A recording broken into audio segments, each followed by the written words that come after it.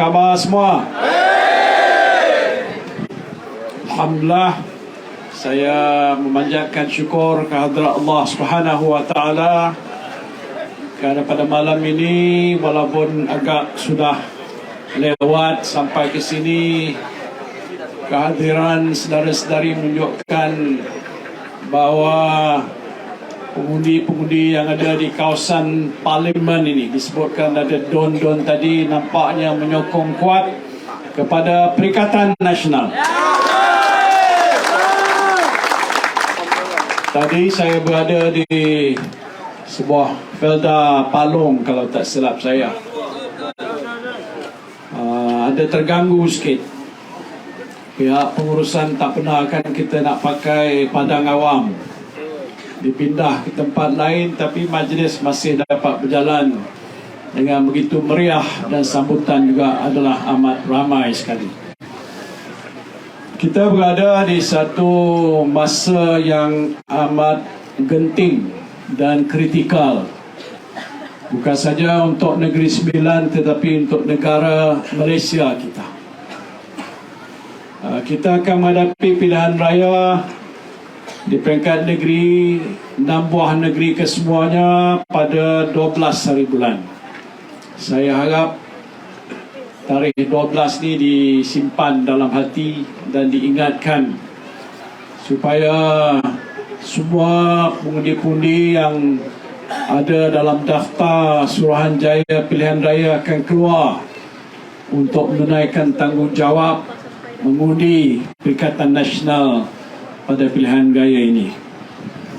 Ada orang juga berkata walaupun pilihan raya ini dibuat untuk 6 buah negeri, tetapi keputusan pilihan raya 6 buah negeri dikatakan akan menjadi satu referendum. Referendum tu maksudnya macam pungutan suara. Nak tahu sama ada sejumlah 9.7 juta pengundi daripada 6 buah negeri ini nak menyokong kepada kerajaan Madanon pada hari ini ataupun tidak? Tidak. Ya kan? Ya. Pilihan raya diadakan untuk negeri seperti Negeri Sembilan ini.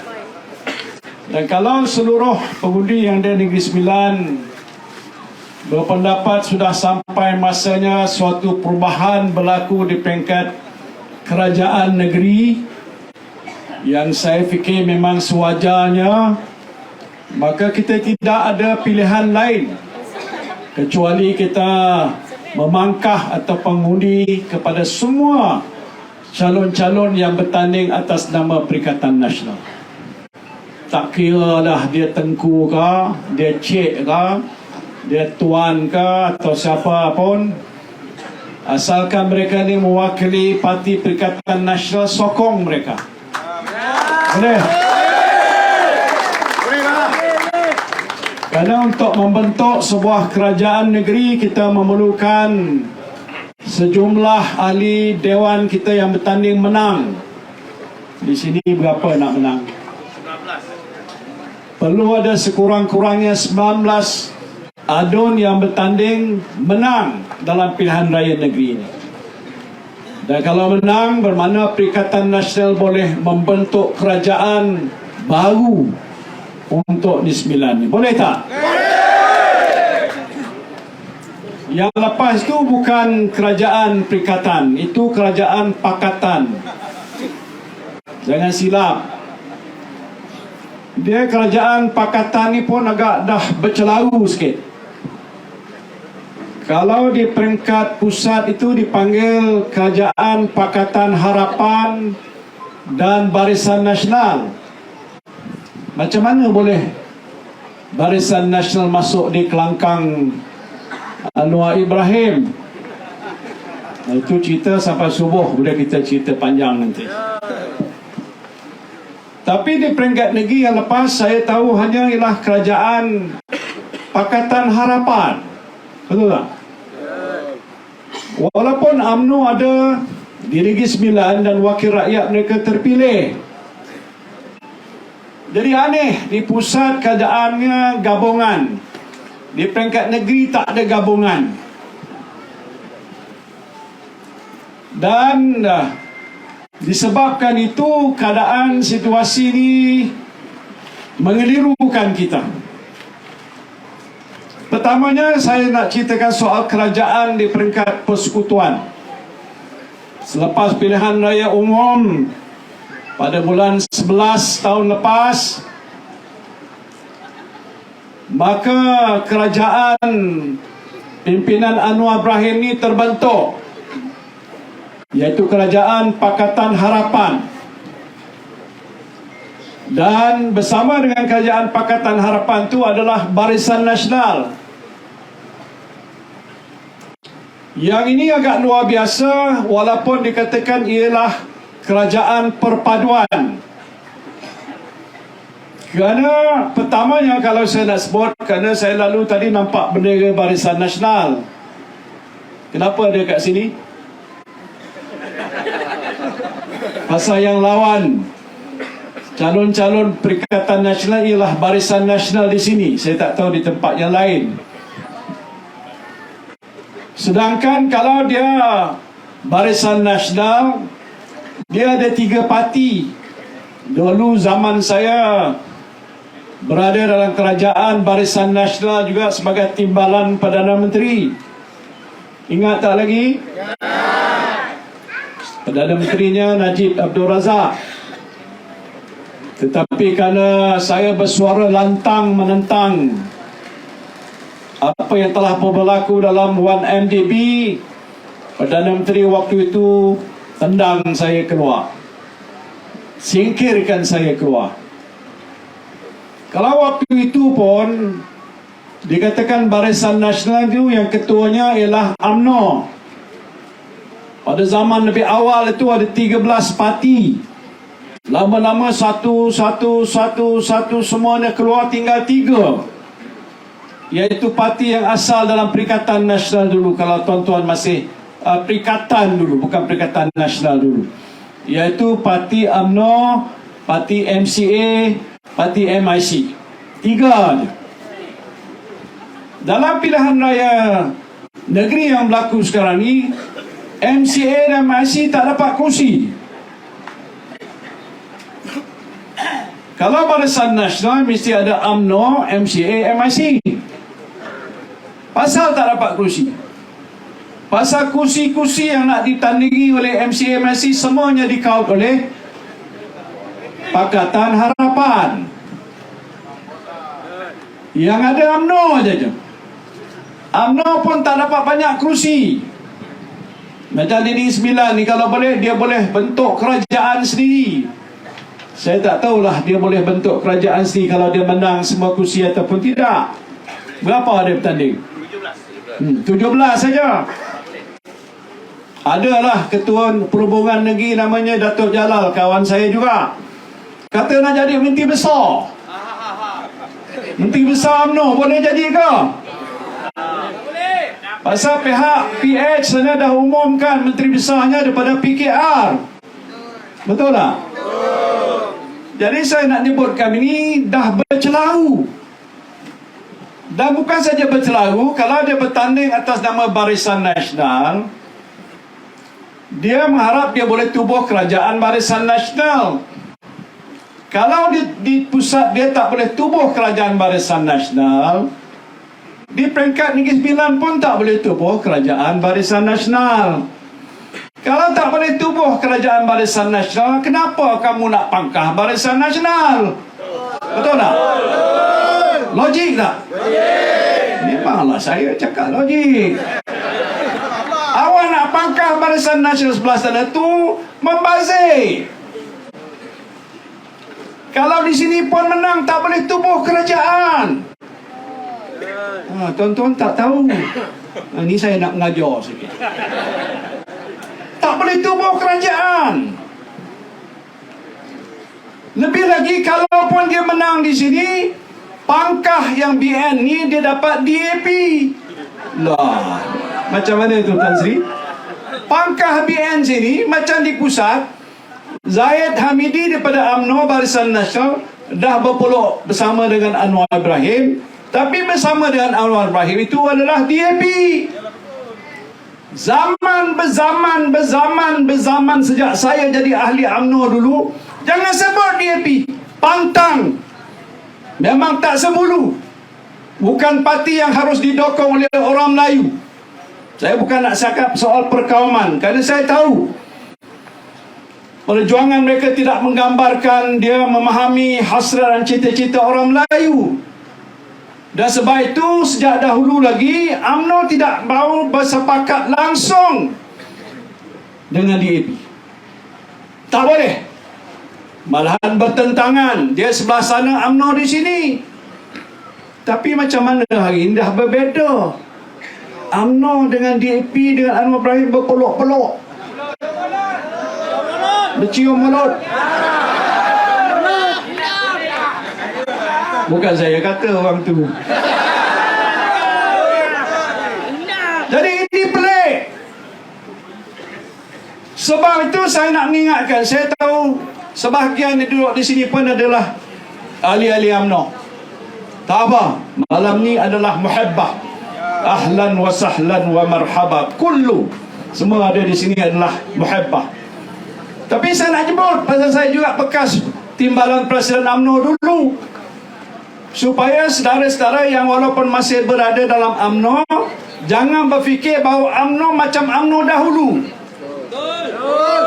UMNO sekarang sudah rosak, koyak, rabak. Yang buat dia koyak rabak siapa? Ya. Prinsip asal perjuangan UMNO sudah tidak ada lagi. Dikorbankan. Pasal apa? 47 pertuduhan. Dah pandai dah orang kat Kedah ni. Pasal Zahid Hamidi menghadapi masalah pertuduhan 47 ya. Pertuduhan salah laku rasuah 47, bukan sikit tuan-tuan, cuba kira. Dah dibicarakan. Lepas itu dia dikatakan mesti tampil ke depan di mahkamah untuk membela diri. Itu kalau siapa di sini ada peguam, dia faham. Bermakna dah tentu mahkamah dapati ada benda-benda tertentu yang menyebabkan orang yang dituduh ni dipanggil untuk bela diri. Berat tak? Berat. Jadi mungkin atas sebab dia berhadapan dengan pertuduhan itu, dia nak cari jalan macam mana kalau boleh, siapa boleh tolong dia. Masa saya jadi Perdana Menteri dulu, dia pun jumpa saya pasal kami semua dulu sebelum itu dalam Perikatan Nasional ada UMNO. Tapi yang belok juga UMNO. Yang khianati kita juga dulu UMNO, yang menyebabkan saya terpaksa meletak jawatan. Tapi tak apa, itu takdir Allah, saya terimalah. Saya nak ceritakan waktu dia bersama dengan saya, dia bawa fail. Tan Sri, tolong Tan Sri. Ini kawan juga saya, bukan saya tak kenal zaman-zaman pemuda UMNO zaman dulu. Kita kenal lama dah.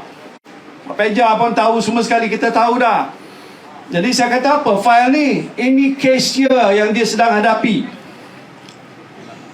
Tetapi saya ni sebagai Perdana Menteri, saya berpegang pada amanah yang rakyat bagikan pada saya, yang di-Pertuan Agong bagi pada saya. Saya tak boleh terima kalau orang itu menghadapi pertuduhan. Kerana saya bimbang kalau gitu, hilanglah kepercayaan rakyat pada saya sebagai Perdana Menteri. Engkau kata engkau nak menentang rasuah, tapi engkau peluk orang yang telah melakukan rasuah. Jadi saya beritahu, minta maaf lah, saya tak boleh. Tak ada, saya tak buat salah. Saya kata kalau tak buat salah, pergi mahkamah, dah tentu awak bebas. Dah bebas, besok bolehlah join saya jadi menteri dalam kabinet. Itu waktu saya. Anwar Ibrahim menentang rasuah. Apa hari ini sana-sana pun seluruh Malaysia ni cari orang kononnya melakukan rasuah. Sampai orang tak ada buat rasuah pun dituduh melakukan rasuah. Tetapi dia ambil Zahid Hamidi jadi timbalan Perdana Menteri. Ini apa Perdana Menteri awak ni? Saya tak ngaku dia Perdana Menteri saya. Yalah dia Perdana Menteri. Jadi cakap tak serupa bikin. Kalau dia tunjukkan dia menentang rasuah, dia mesti tolak. Zahid Hamidi tak sah terima dalam kerajaan. Tapi kalau tolak Zahid tak terima dalam kerajaan, dia tak boleh jadi Perdana Menteri. Ini yang masalahnya. Pasal nak jadi menteri mesti ada satu bilangan ahli parlimen yang sokong dia. Jadi sebab itu mau tak mau dia ambil Zahid Hamidi. Tapi ceritanya Anwar ni cikgu dia, Zahid ni anak murid dia. Jadi oleh sebab itu kerana Zahid ada masalah peribadi dan Anwar ni dah lama dah tunggu nak jadi Perdana Menteri. Dua-dua ni ada dia punya tujuan dia yang tersendiri. Maka soal ideologi, soal perjuangan untuk bangsa, agama, negara, porah, tolak ke tepi. Yang penting nafsu, yang penting diri sendiri, sehingga terkorban dan dikorbankan sebuah pertubuhan politik yang asalnya berjuang untuk orang Melayu. Hancur lebur dibuat oleh Zahid Hamidi. Apa pun tak boleh. Ada pula nama tu siapa? Mazlan. Siapa dia tu? Dia minta suara orang UMNO sokong DAP. Sejak bila orang UMNO sokong DAP? Kenapa Mak Mazlan Susah Agung UMNO tu macam bodoh sangat? Tetapi kerana dah seriau, keadaan politik ni sudah kacau bilau dibuatkan oleh Anwar Ibrahim dan Zahid Hamidi, berlakulah keadaan seperti yang kita saksikan pada hari ini. Sehingga tugas utama sebuah kerajaan yang dipimpin oleh Perdana Menteri ialah untuk melihat nasib rakyat jelata mesti dibela. Betul tak? Apa masalah kita hari ini? Banyak masalah. Saya tak payah tanya tuan-tuan. Saya tengok depan, belakang, kiri, kanan, atas, bawah ni semua sekali. Saya tahu apa masalah tuan-tuan. Apalagi Peneroka Felda ni, masalahnya banyak. Masalah yang paling utama yang saya kaji dalam kajian kami dalam Perikatan Nasional di seluruh negara, masalah ialah masalah kos sara hidup. Betul. Masalah kenaikan harga barang yang melambung. Betul? Tak ada benda yang turun, semuanya naik. Betul? Pendapatan kita tidak bertambah. Ramai yang tidak ada pekerjaan, belia tidak ada pekerjaan. Ibu bapa yang menanggung mereka ini tak mampu nak menguruskan nasib keluarga mereka.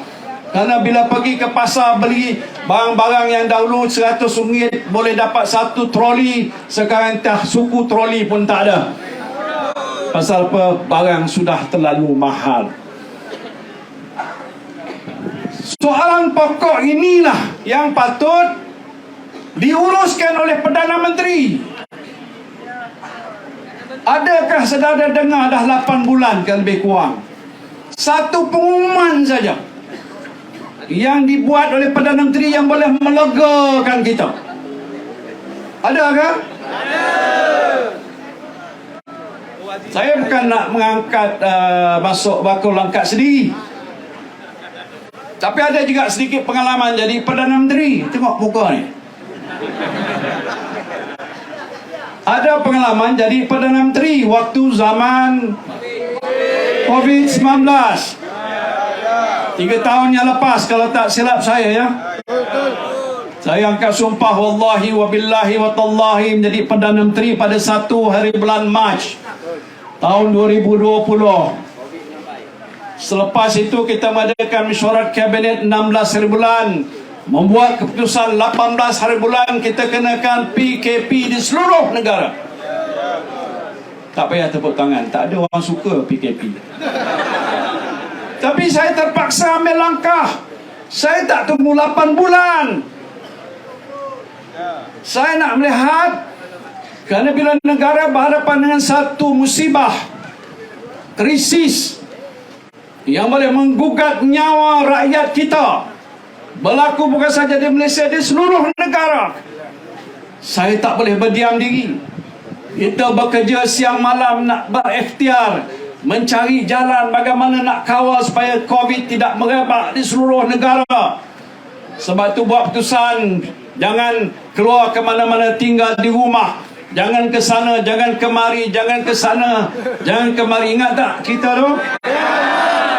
Bukan kerana saya suka perkara itu, tapi saya nak menjaga kesihatan supaya saudara-saudara selamat daripada dijangkiti COVID-19 dan sebagainya. Saya sebutkan ini ialah saya Perdana Menteri waktu itu, sekarang Anwar Ibrahim Perdana Menteri sekarang. Saya nak menunjukkan bahawa dalam situasi keadaan krisis, this is about the health crisis dan juga economic crisis. Bila mana kita kenakan kurungan, tak boleh ke mana kemari menguruskan soal COVID, kita sekat dan kawal supaya tidak ada pergerakan. Tak boleh pergi berniaga, tak boleh pergi ke rancangan tanah, nak buat itu macam-macam lagi lah. Ada sekatan, dan sekatan tu mesti dipatuhi. Kalau tak dipatuhi, dikenakan denda. Bukan kerana suka nak denda, pasal nak menyelamatkan nyawa. Dan saya tahu waktu itu kerana keadaan susah, rakyat tak bekerja, siapa nak bagi makan? Kita buat keputusan menyediakan bekalan kotak, berjuta kotak yang kita adakan ke seluruh negara. Lebih 20 juta rakyat yang patut dapat bantuan, kita bagikan bantuan pada mereka. Lepas tu bantuan prihatin, siapa berniaga pun kita bagi bantuan modal, upah, gaji upah ataupun subsidi upah. Bagikan moratorium, bagi EPF, betul tak? Ada Air Sinar, ada Air Lestari, Air Citra. Waktu sekarang ni minta Anwar Ibrahim nak minta sekali pun keluar, satu kali pun tak dibenarkan keluar walaupun rakyat masih susah. Saya buat itu bukan kerana saya dapat nak cari nama, tapi itu amanah. Ini tanggungjawab yang harus kita pikul dan laksanakan untuk menjaga kemaslahatan ammah, kemaslahatan rakyat jelata kita, baik dari segi soal kesihatan ataupun dari soal ekonomi. Sekarang ni masalah ekonomi belum lagi dapat kita lihat pulih. Dunia berhadapan dengan masalah ekonomi global. Harga minyak naik dan macam-macam barang-barang lain pun juga naik. Dan keadaan ini membawa kesan pada Malaysia. Bila inflasi meningkat naik dan sebagainya, tidak ada usaha dibuat untuk menarik orang-orang luar datang dengan lebih banyak, membawa pelaburan supaya menyediakan peluang-peluang pekerjaan. Masih terdapat ratusan juta, ratusan ribu rakyat Malaysia yang tidak ada lagi peluang pekerjaan dan pelbagai-bagai masalah lain. Ini perkara pokok. Sebab itu Perikatan Nasional memandang serius. Apabila kerajaan tidak bertindak cepat, kita tahu masalah rakyat masih membebankan. Sebab itu saya nak menyatakan sini janji kami. Untuk Negeri Sembilan, kita nak cari jalan macam juga di negeri lain. Apa langkah-langkah yang wajar yang boleh kita ambil untuk membantu meringankan bebanan rakyat yang ada di Negeri Sembilan ni? Boleh tak? Kita nak perkenalkan lagi beberapa perkara yang nanti boleh kita laksanakan dalam manifesto kita untuk melihat bagaimana situasi Negeri Sembilan dapat kita maju dan kita bangunkan, baik dalam soal ekonomi, dalam soal pendidikan, dalam pembangunan sosial dan dalam pelbagai-bagai bidang yang lain. dengan tidak buat perbezaan antara kaum. Pasal kita tahu di Negeri Sembilan macam juga di seluruh negara kita ni, ada orang Melayu, ada Cina, ada India ataupun orang asli dan sebagainya. Mereka semua berhak untuk dapat pembelaan yang seadil-adilnya daripada pihak kerajaan. Sebab itu saya minta tolong pada tuan-tuan dan puan-puan membantu Perikatan Nasional untuk membantu saudara-saudara sekalian. Bila mana nanti terbentuk sebuah kerajaan di peringkat negeri, kita akan pimpin kerajaan negeri. Bagaimana cara yang kita nak laksanakan supaya setiap peringkat masyarakat dalam keadaan apa sekalipun yang memerlukan bantuan dan pertolongan, kita akan usahakan dengan sebaik-baiknya. Ini janji kita. Nanti kita akan lancarkan manifesto untuk Negeri Sembilan. Hari Jumaat ni saya akan lancarkan manifesto untuk Negeri Selangor, dan negeri lain juga ada manifesto masing-masing yang diperkenalkan untuk beritahu pada rakyat jelata, ini janji kami, dan bila kami berjanji, kami akan laksana dan tunaikan.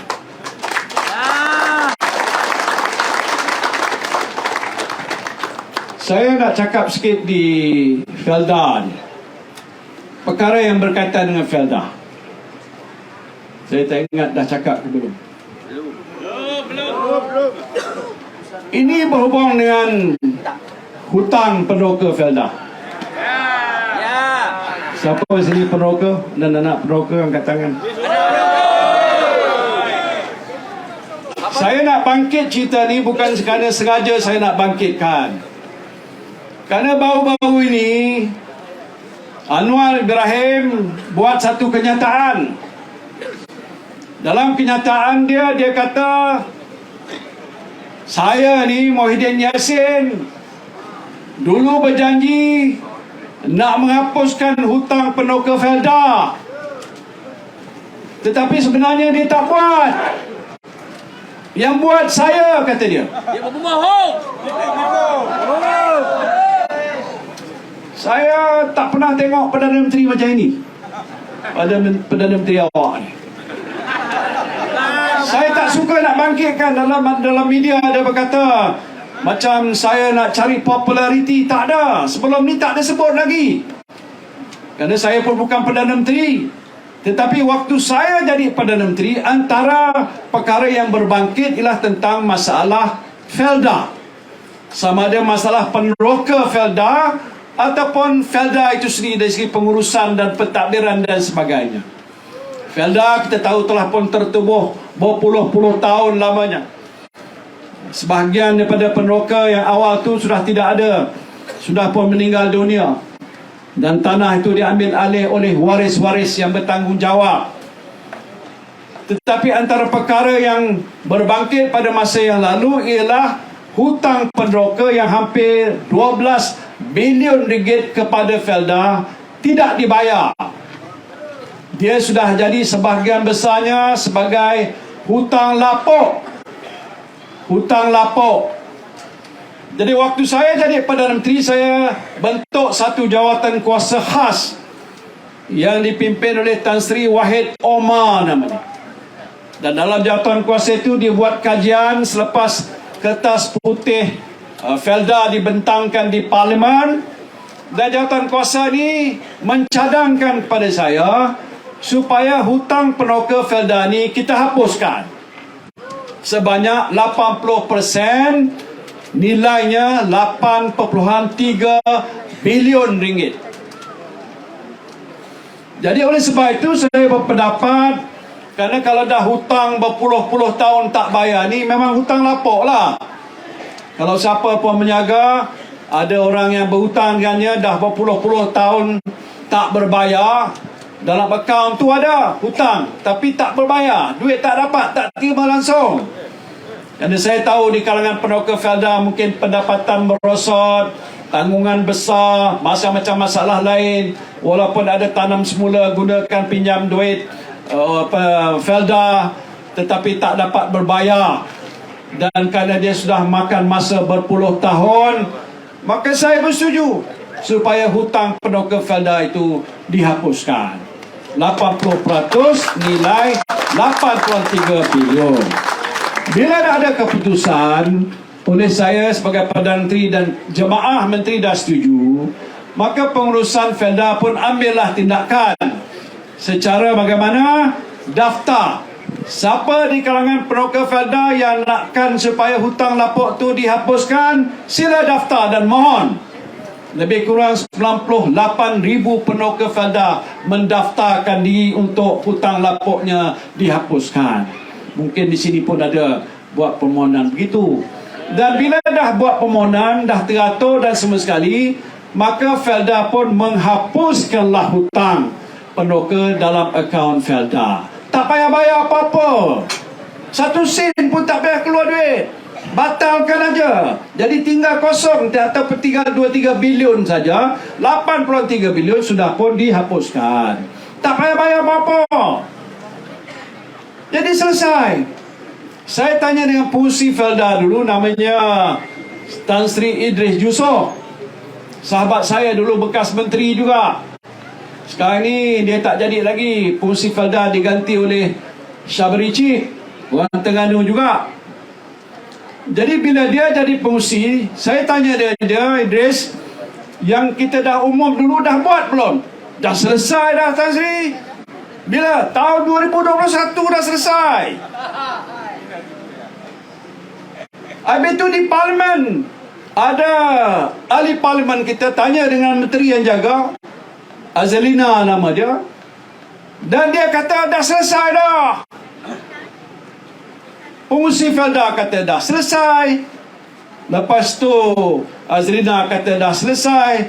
Saya telefon kawan saya, nama dia Tosren Jarvanti. Nanti pasal balik dia ucap sikit. Dia peneroka, tapi ketua bersatu di Pulai, Rancangan Tanah Felda Taib Anda. Betul. Jadi saya tanya dia kat Johor masa tu, hantar WhatsApp, tanya dia, Tosren, hutang awak ni dah dihapuskan tidak? Dah lama dah, Tan Sri. Dia seorang. Ada 2-3 orang lain pun dah tunjukkan saya dia punya kertas yang ditunjukkan datang daripada Felda, yang kata dulu dia bayar 400, dia berbaki tinggal hanya RM165. Ada satu kes namanya Bujang, ketua bersatu bahagian Pengerang, kalau tak silap saya.